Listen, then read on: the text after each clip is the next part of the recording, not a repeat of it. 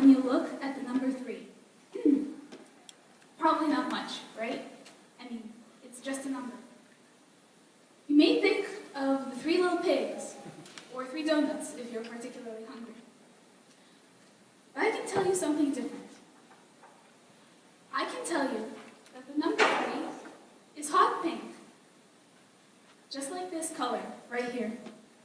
I can say this as certainly as I can say that the sky is blue. Confused?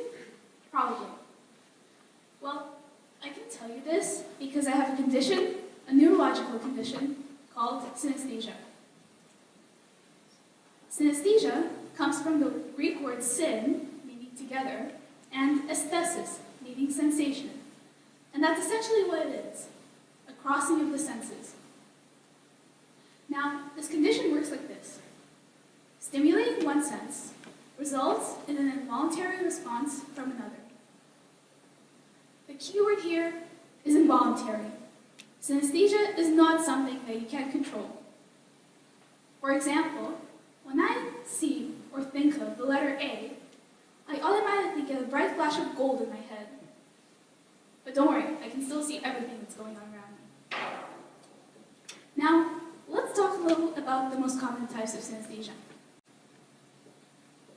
By far, the most common occurrence of synesthesia, and the only type I mentioned so far, is called grapheme color.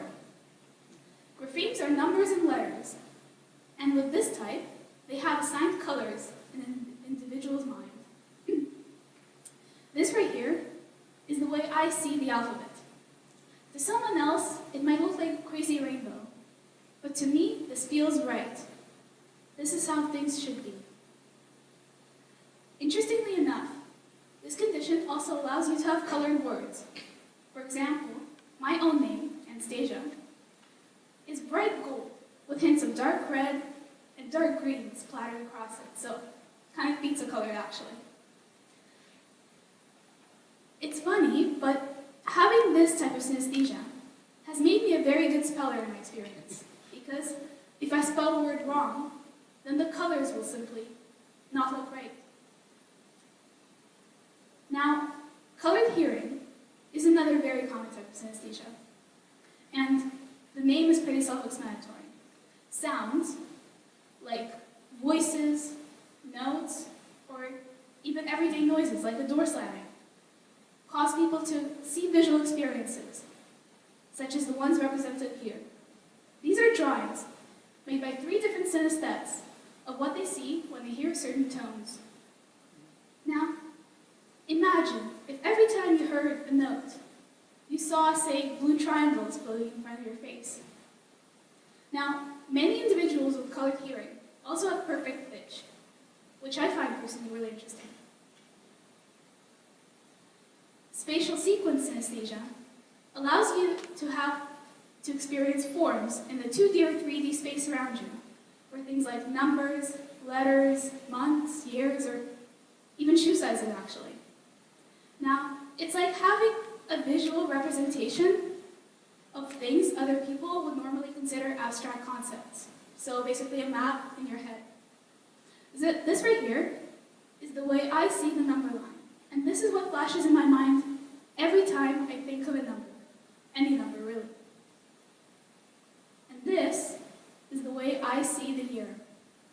So, thanks to this type of synesthesia, I can certainly say that July is right above my head, which isn't really useful in real life, but it does make a really good conversation starter. Now, take a look at these 2 shapes. And now, just think to yourself for a moment.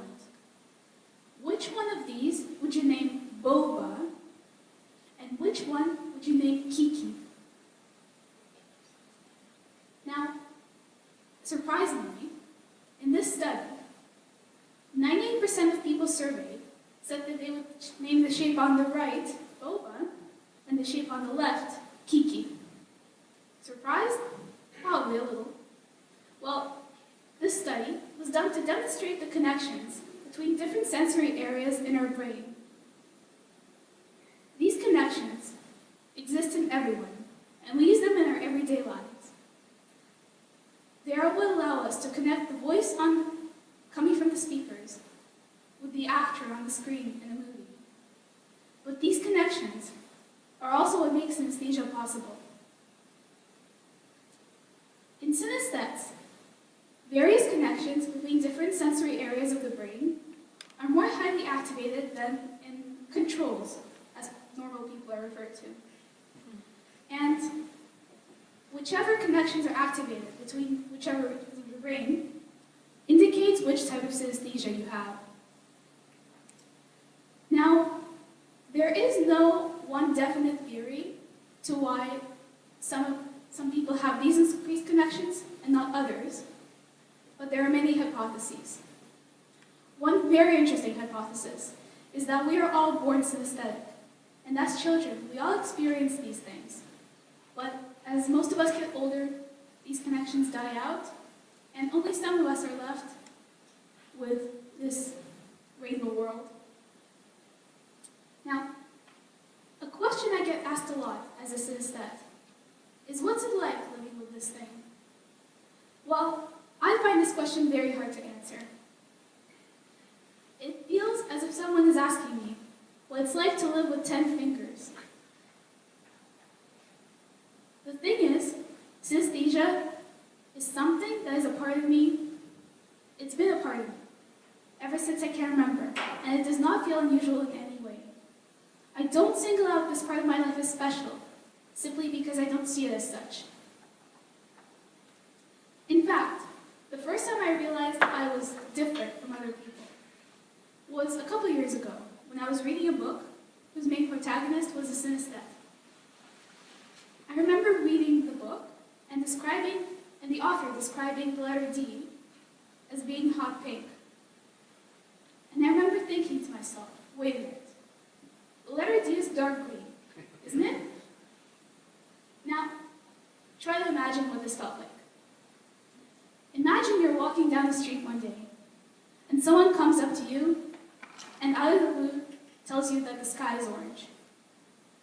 And the look in their eyes makes you feel like they actually believe it, like it's their truth. And that's what it felt like for me. The thing about synesthetes is that they're self-identified, so no one knows exactly how many of us there are, or exactly which characteristics we possess. For all we know, we could be as common as 1 in 23, or as rare as 1 in 50,000. But the thing is, there was no blood test for synesthesia. So every one of us is left to make the realization that we are different on our own. For me, the significance of this realization lied in the fact that not everyone else saw the world like I did. We think of reality as an objective thing, that there's only one truth to it.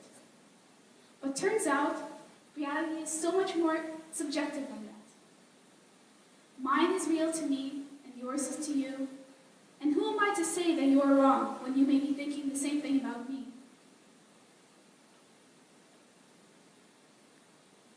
Synesthesia has given me an outlook on life that I am immensely grateful for. It has allowed me to realize that no perspective is right, and that we all think in different ways. Synesthesia has made me realize that when we look at the number 3, you, me, a cat, or even a famous scientist, we all see something different. And that, I think, is something worth recognizing. Thank you.